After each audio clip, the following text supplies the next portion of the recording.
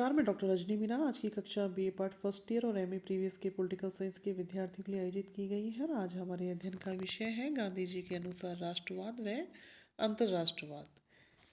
गांधी जी ने राष्ट्रीयता की भावना को अंतर्राष्ट्रीयता की भावना की पूर्व शर्त के रूप में देखा। गांधी जी के अनुसार राष्ट्रीयता व अंतर्राष्ट्रीयता में कोई टकराव हो ही नहीं सकता।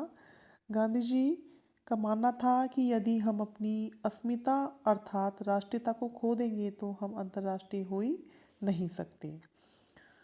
गांधी जी के मत में स्वदेश के प्रति प्रेम मानव मात्र के प्रति प्रेम का विरोधी नहीं होता, अपितु वस्तुतः स्वदेश प्रेम ही अंततः सार्वभौम प्रेम के उच्चतम शिखर तक पहुंचने का मार्ग प्रशस्त करता है। अर्थात गांधी जी का मानना था कि जब कोई व्यक्ति अपने देश से प्रेम करता है तो उसका तात्पर्य यह नहीं है कि वो अन्य देशों के मानवों के प्रति प्रेम नहीं रखता, अपितु गांधी जी का मानना था कि जो व्यक्ति खुद के देश से प्रेम करता है वही सार्वभौम प्रेम के उच्चतम शिखर तक पहुंच सकता है। गांधी जी की राष्ट्रीयता में संकीर्णता के लिए कोई स्थान नहीं था और उन्होंने ऐसी किसी भी देशभक्ति में विश्वास नहीं किया जो खुद के देश के अलावा अन्य देशों के कल्याण की भावना को समाहित नहीं करती हो। गांधी जी ने राष्ट्रीयता की धारणा में अपने देश को अन्य देशों से श्रेष्ठ समझने की प्रवृत्ति या अपने राष्ट्र के हितों की पूर्ति के लिए अन्य राष्ट्रों को क्षति पहुंचाने की लालसा के लिए कोई पक्ष नहीं लिया। इस प्रकार के विचारों का उन्होंने खंडन किया। उन्होंने कहा कि राष्ट्रीयता उन्हें भारत की स्वतंत्रता के लिए संघर्ष करने की प्रेरणा देती थी, किंतु साथ ही यह भी संदेश देती थी कि भारत की स्वतंत्रता का उपयोग अन्य राष्ट्रों की स्वतंत्रता के लिए हो। उनका मानना था कि भारत जब तक स्वतंत्र नहीं होगा तो तब तक वह अन्य राष्ट्रों के कल्याण में सहायक नहीं हो सकेगा।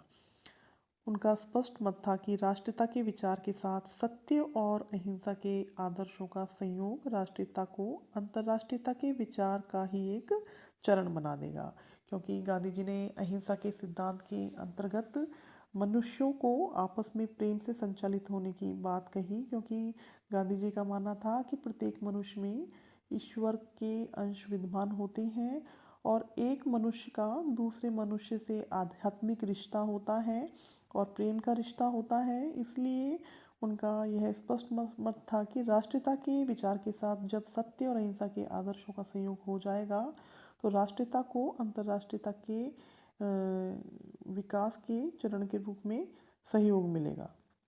उनके अनुसार राष्ट्रीयता व अंतर्राष्ट्रीयता मानवता के प्रति प्रेम को चरितार्थ करने के क्रमिक माध्यम है। गांधी जी के अनुसार राष्ट्रवाद राजनीतिक विकास क्रम का चरम बिंदु नहीं है। उनका मत था कि भारतीय राष्ट्रीयता अंतर्राष्ट्रीयवाद व मानवतावाद की दिशा में एक कदम होगा। वो भारत को इसलिए स्वतंत्र राष्ट्र बनाना चाहते थे ताकि वह मानवता की सेवा के प्रति स्वयं को समर्पित कर सके। गांधी जी ने अंतर्राष्ट्रीयवाद की दिशा में भारत की स्वतंत्रता संघर्ष को एक कदम माना। उन्होंने कहा कि मैं अपने देश की स्वतंत्रता चाहता हूँ ताकि अन्य देश मेरे देश से कुछ सीख सकें। देश के संसाधनों का उपयोग मानव मात्र के हितों में किया जा सके। देश को स्वतंत्र होना चाहिए ताकि वह आवश्यकता पड़ने पर संसार के हित में बलिदान कर सके।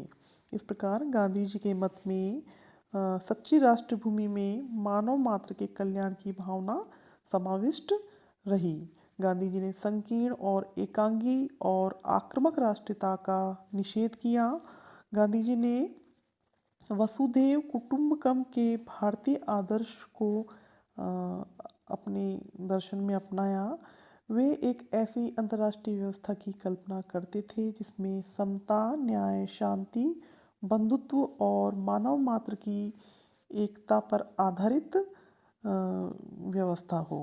इसी कारण एक और वे पश्चिमी साम्राज्यवाद का प्रखर विरोध करते थे और उसके विरुद्ध पूर्ण स्वराज के लिए भारत के संघर्ष का आह्वान करते थे।